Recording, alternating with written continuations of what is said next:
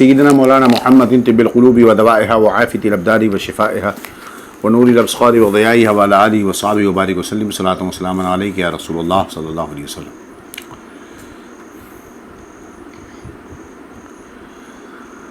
تیمم کے مسائل پر گفتگو ہو رہی تھی۔ گرم پانی اگر موجود ہے تو اس سے وضو کرے گا، مگر یاد رہے گرم کیا ہوا پانی، سورج کے دھوپ کا گرم پانی اسے ٹھنڈا کر لیں، اس کے بعد ہی استعمال کریں۔ اگر سر پر پانی ڈالنا نقصان کرتا ہے تو گلے سے نہائے اور پورے سر کا مسح کرے۔ ہاں، اگر گرم پانی سے نہانے میں نقصان نہیں ہے تو ضرور نہائے، اس صورت میں مسح کافی نہیں ہوگا۔ البتہ اگر گرم کرنے کی کوئی چیز موجود نہیں ہے، کوئی راستہ نہیں ہے، تو اس وقت اجازت ہوگی۔ اب ایک آدمی ایسی جگہ ہے کہ وہاں چاروں طرف ایک ایک میل تک پانی نہیں پتا ہے۔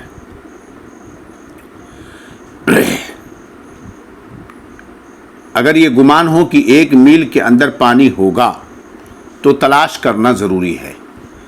بلا تلاش کیے تیمم جائز نہیں، اور تلاش کیا اسے تلاش کرنا کیا ہوگا؟ ضروری ہوگا۔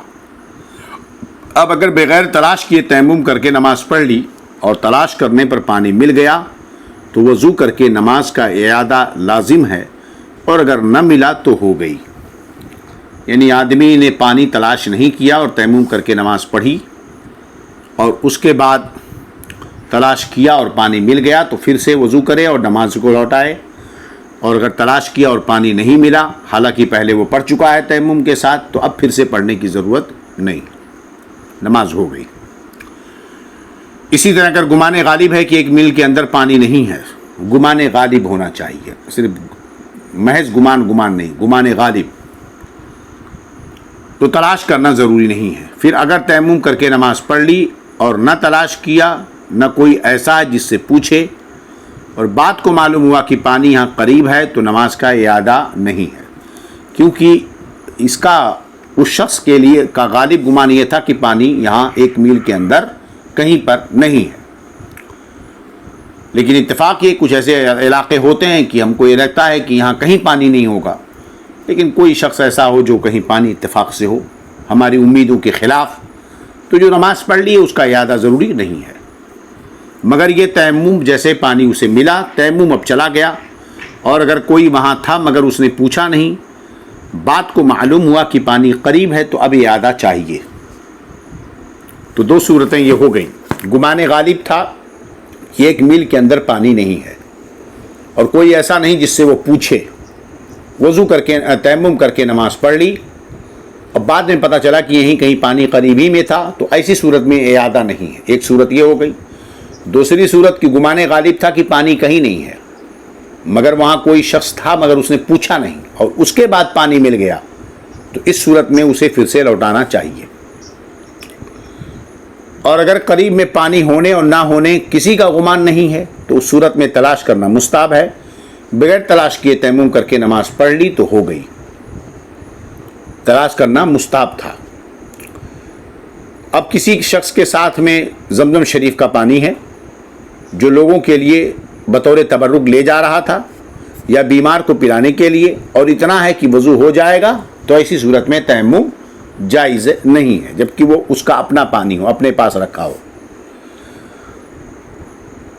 اگر چاہے کہ زمزم شریف سے وضو نہ کرے اور تیمم جائز ہو جائے، وہ بچانا چاہتا ہے زمزم شریف کو، تو اس کا طریقہ یہ ہے کہ کسی ایسے شخص کو جس پر بھروسہ ہو کہ پھر دے دے گا، تو وہ پانی ہبہ کر دے اس کو۔ ایک ہیلا ہے یہ کہ بھائی میں تمہیں یہ پانی تم کو تحفہ دے رہا ہوں، ہبہ کر دے، یا یہ کہ اس کا کچھ بدلہ ٹھہرا لے، یہ ہبہ آپ کو کر رہا ہوں، آپ کچھ بدلہ دے دی، اس پر بدلہ ٹھہرا لے، تو اب اس صورت میں تیمم جائز ہوگا، کیونکہ یہ پانی اس کی ملکیت نہیں ہے، وہ دوسرے کی ہے، اور اس پر چونکہ اس نے اس سے کچھ لے لیا ہے، تو ایسی صورت میں اسے چھین بھی نہیں سکتا ہے۔ چلیے، جو شخص نہ آبادی میں ہو اور نہ آبادی کے قریب ہو، اور اس کے ساتھ پانی موجود ہے، اور یاد نہ رہا اور تیمم کر کے نماز پڑھ لی تو اس صورت میں ہو گئی، اور اگر آبادی یا آبادی کے قریب ہو تو اسے پھر سے لوٹانا ہوگا۔ دیکھیے ایسی صورتیں پیش نہ آنا الگ چیز ہے، لیکن اگر پیش آ جائیں تو یہ مسائل ایسی صورت میں یاد رکھنے ضروری ہوں گے۔ اور اگر اپنے ساتھی کے پاس پانی ہے اور یہ گمان ہے کہ مانگنے سے دے دے گا تو مانگنے سے پہلے تیمم جائز نہیں ہے، اور اگر نہیں مانگا اور تیمم کر کے نماز پڑھ لی اور بعد نماز مانگا اور اس نے دے دیا یا بے مانگے اس نے خود دے دیا تو وضو کر کے نماز کا اعادہ لازم ہے۔ بھائی اس کے ساتھی کے پاس پانی تھا، اس نے مانگا نہیں اور تیمم کر کے نماز پڑھ لی، اس نے دیکھا کہ یار اس نے تو تیمم کر کے نماز پڑھی، میرے پاس پانی ہے، اس نے کہا بھائی پانی میرا لے لو، اس سے وضو کر لو، تو اس صورت میں وضو کر کے پھر سے اعادہ لازم ہے۔ ہاں اگر مانگا اور نہ دیا تو نماز ہو گئی، اور اگر نماز کے بعد بھی نہ مانگا جس سے دینے یا نہ دینے کا حال کھلتا اور نہ اس نے خود دیا تو نماز ہو گئی، اور اگر دینے کا گمان غالب نہیں اور تیمم کر کے نماز پڑھ لی، جب بھی یہی صورتیں ہیں کہ بات کو پانی دے دیا تو وضو کر کے نماز کا اعادہ کرے، نہیں دیا تو نماز اس کی ہو گئی۔ اب ایک شخص تیمم کر کے نماز پڑھ رہا تھا، نماز پڑھتے پڑھتے کسی کے پاس پانی دیکھا، گمان غالب ہے کہ دے دے گا تو چاہیے کہ نماز توڑ دے اور اس سے پانی مانگے، اور اگر نہیں مانگا اور پوری کر لی، اب اس نے خود دیا یا اس کے مانگنے پر دیا تو اس صورت میں اعادہ نماز کا لازم ہے، اور نہ دے تو ہو گئی، اور اگر دینے کا گمان نہ تھا اور نماز کے بعد اس نے خود دے دیا یا مانگنے سے دیا، جب بھی لوٹائے، اور اگر اس نے نہ خود دیا یا نہ اس نے مانگا کی حال معلوم ہو تو نماز ہو گئی، اور اگر نماز پڑھتے میں اس نے خود کہا کہ پانی لے لو وضو کر لو اور وہ کہنے والا مسلمان ہے تو نماز خود بخود ٹوٹ جائے گی، نماز توڑ دینا فرض ہے، اور اگر کہنے والا کافر ہے تو نہ توڑے، پھر نماز کے بعد اگر اس نے پانی دے دیا تو وضو کر کے نماز کو لوٹائے۔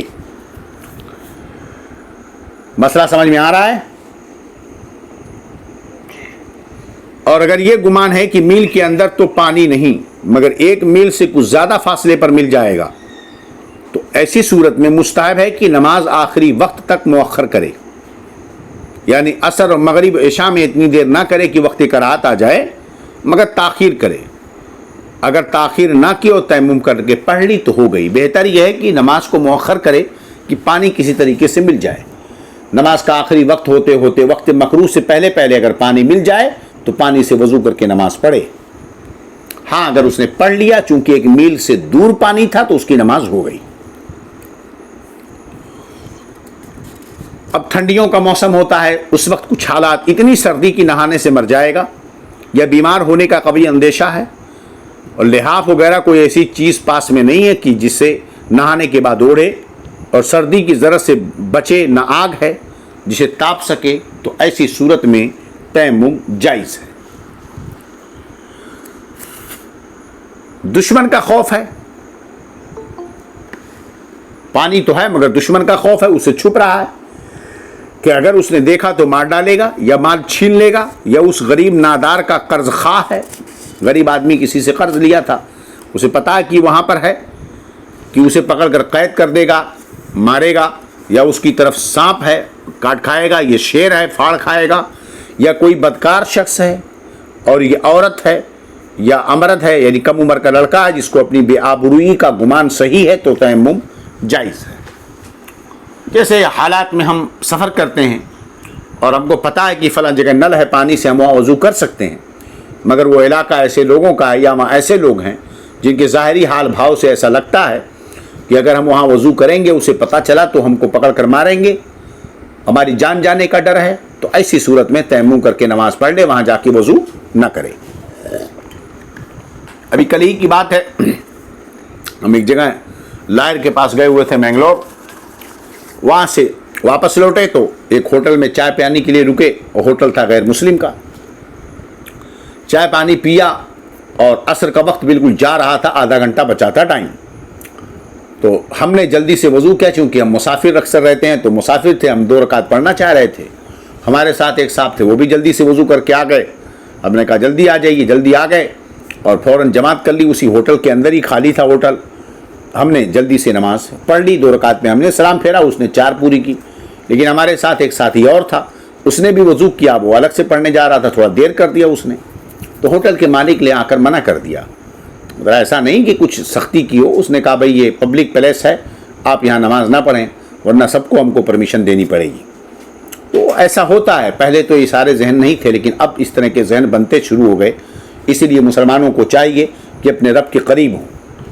ہمارے دلوں پر اسی کا قبضہ ہے اور ان کے بھی دلوں پر اسی کا قبضہ ہے. اگر ہم اپنے رب کے قریب ہوں گے، اللہ تعالی ہماری محبت، ہمارا رعب، ہمارا احترام ان کے دلوں میں ڈال دے گا. الحمدللہ رب نے چاہا اور ہم نے نماز ادا کر لی، ورنہ ایسی جگہ تھے، ایسی حالت میں تھے کہ اگر وہاں نہ پڑھتے تو نماز تو قضا ہی ہو جاتی. خیر، اللہ تبارک و تعالیٰ نے توفیق بخشی. اللہ رب العزت برکتیں سب کو عطا فرمائے، ہماری حفاظت فرمائے. اسی طرح اگر ایسا دشمن ہے کہ ویسے تو اس سے کچھ نہ بولے گا، مگر کہتا ہے کہ وضو کے لیے پانی لوگے تو مار ڈالوں گا یا قید کرا دوں گا، تو اس صورت میں حکم یہ ہے کہ تیمم کر کے نماز پڑھ لے، پھر جب موقع ملے تو وضو کر کے اعادہ کرے. فرق سمجھ لیں، یاد رکھیں، فرق سمجھ لیں. ایک دشمن، پہلے کیا اوپر مسئلہ تھا کہ دشمن ہے ایسا. پہلا مسئلہ کیا تھا؟ دشمن کا خوف ہے کہ دیکھے گا تو اسے مار ڈالے گا یا مال چھین لے گا، ہے نا، یا وہاں سانپ ہے کاٹ کھائے گا، یا شیر ہے کہ پھاڑ کھائے گا، بدکار شخص ہے عزت لوٹ لے گا. تو اس صورت میں تیمم جائز ہے، تیمم کر کے نماز پڑھے، دوبارہ پڑھنے کی ضرورت نہیں ہے. یہ ہو گیا. یہ خوف اس نے دیا نہیں ہے، خود اس کے اندر پیدا ہو گیا. سامنے والے نے خوف اس کے دل میں پیدا نہیں کیا ہے، اس نے دھمکایا، ڈرائے نہیں ہے، حالات دیکھ کر اس کے اندر خود ڈر پیدا ہو گیا. تو یہ جو ڈر پیدا ہوا یہ من جانب اللہ ہے، اس لیے تیمم کر کے نماز پڑھے اور اعادہ کرنے کی ضرورت نہیں ہے. دوسرا مسئلہ کیا ہے کہ دشمن ہے، وہ ایسے تو کچھ نہیں بولتا، چھوڑو رہنے دو، کچھ نہیں بولے گا وہ، لیکن وہ کہہ رہا ہے کہ اگر تم وضو کرے گا تو مار ڈالوں گا. اگر وہ کہتا تم نماز پڑھو گے تو مار ڈالوں گا، یعنی وہ دھمکی دے رہا ہے. اس کے دل میں خود ڈر نہیں پیدا ہوا، اس کے ڈرانے سے دل میں خوف پیدا ہوا، اس کی دھمکی دینے سے دل میں خوف پیدا ہوا. تو تیمم کر کے نماز پڑھ لے، بعد میں اعادہ کرے. تو پتہ یہ چلا کہ اگر عذر بندوں کی طرف سے پیدا ہو تو اس صورت میں اعادہ لازم ہے، اور اگر عذر اللہ کی طرف سے پیدا ہو، پہلے دشمن کو دیکھا، شیر کو دیکھا، سانپ کو دیکھا، قرض خواہ کو دیکھا، ادھر سے کوئی حرکت نہیں ہوئی، ادھر سے کوئی دھمکی نہیں آئی، ادھر سے ڈرایا نہیں گیا، یہ خود ڈر گیا. تو یہ جو ڈر اس کے دل میں پیدا ہوا یہ من جانب اللہ ہے، اس لیے تیمم کر کے اسے نماز پڑھ لے گا، پھر سے پڑھنے کی ضرورت نہیں ہے. دوسری صورت میں دشمن نے ڈرایا تب ڈر پیدا ہوا، پہلے ڈر نہیں پیدا ہوا تھا، دشمن کے ڈرانے سے پیدا ہوا. تو اب یہ خوف من جانب العباد ہے، بندے کی طرف سے ہے. تو عذر من جہت العباد ہوا، اس لیے اسے تیمم کر کے نماز پڑھے، نماز کی عظمت کا خیال کرتے ہوئے، اور اس کے بعد اسے لوٹا لے. یہی مسئلہ سیم ٹرین کا ہے کہ ٹرین میں ہم اور آپ سفر کر رہے ہیں، اب ٹرین نہیں رک رہی ہے. نماز کے لیے شرط یہ ہے استقرار علی الارض. کیا ہو؟ استقرار علی الارض ہو، زمین پر استقرار ہو. سمجھے کہ نہیں؟ ٹرین میں زمین پر استقرار نہیں ہوتا. زمین پر ٹرین چلتی رہتی ہے تو زمین پہ استقرار کہاں ہوا؟ اگر ٹرین رک گئی تو وہ پٹرے کی طرح ہیں، چوکی کی طرح ہیں، ہے نا، آپ کے بیڈ کی طرح ہیں، یا ایک پلنگ کی طرح ہے، تختے کی طرح ہے. ٹرین رک گئی تو اب اس پر نماز پڑھیں گے، آپ کی نماز ہو جائے گی. لیکن چلتی حالت میں ٹرین جب چل رہی ہے تو زمین پر اس کا استقرار نہیں ہوا. استقرار علی الارض ضروری ہے، اسی لیے چلتی ہوئی ٹرین پر نماز جائز نہیں ہے.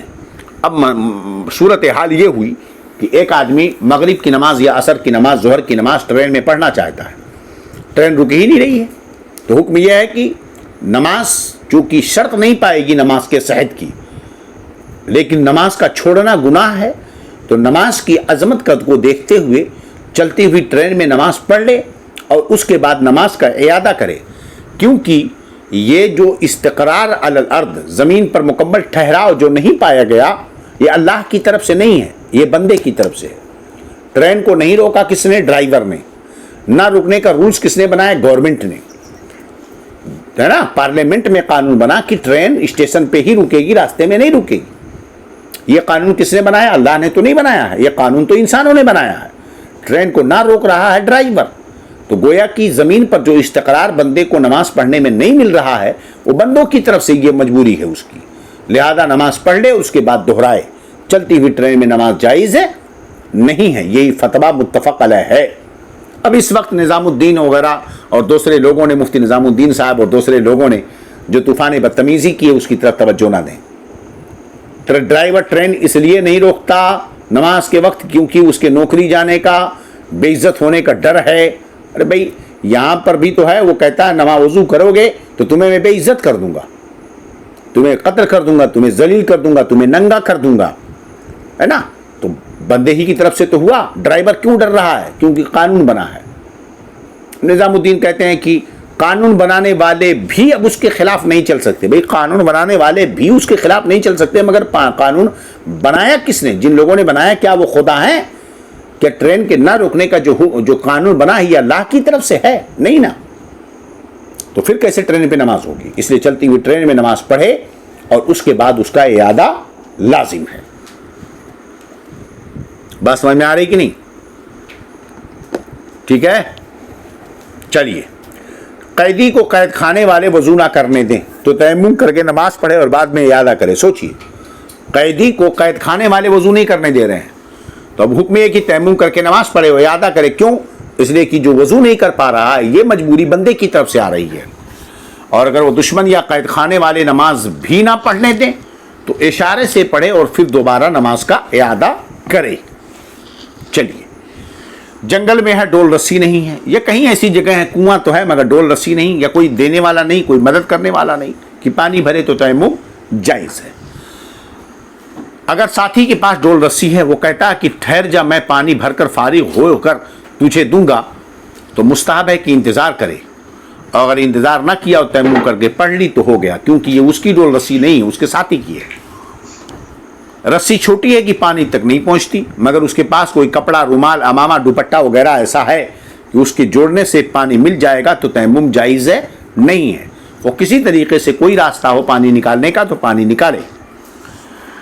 اب ایک آدمی کے پاس پانی تو ہے مگر سفر بڑا لمبا ہے اور دور دور تک پانی نہیں ہے, مثلا راجستھان میں سفر کر رہا ہے, ٹرین ایسی جس میں پانی ہے ہی نہیں, ہے نا, دور دور تک 500 1000 کلومیٹر دوری پر پانی ہی نہیں ہے, کہیں بھی سفر کر رہا ہو, پیاس کا خوف ہے, یعنی اس کے پاس پانی ہے مگر وضو غسل کے لیے میں اگر استعمال کرے گا تو خود یا دوسرا مسلمان یا اپنا یا اس کا جانور, اگرچہ وہ کتا جس کا پالنا جائز ہے پیاسا رہ جائے گا, اور اپنی یا ان میں سے کسی کی پیاس خواہ فی الحال موجود ہو یا آئندہ اس کا صحیح اندیشہ ہے کہ وہ راہ ایسی ہے کہ دور دور تک پانی کا پتہ نہیں, تو ایسی صورت میں تیمم جائز ہے.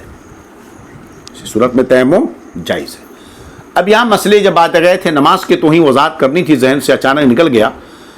ایک آدمی کشتی میں سفر کر رہا ہے, سمندر میں, ہے نا, تو سمندر میں سفر کر رہا ہے, کشتی میں, اسٹیمر میں سفر کر رہا ہے, تو اس کے لیے جائز ہے کہ چلتی ہوئی کشتی میں نماز پڑھ لے, قبلہ کی طرف رک کر کے نماز پڑھے, کشتی گھومے تو یہ بھی گھومتا جائے.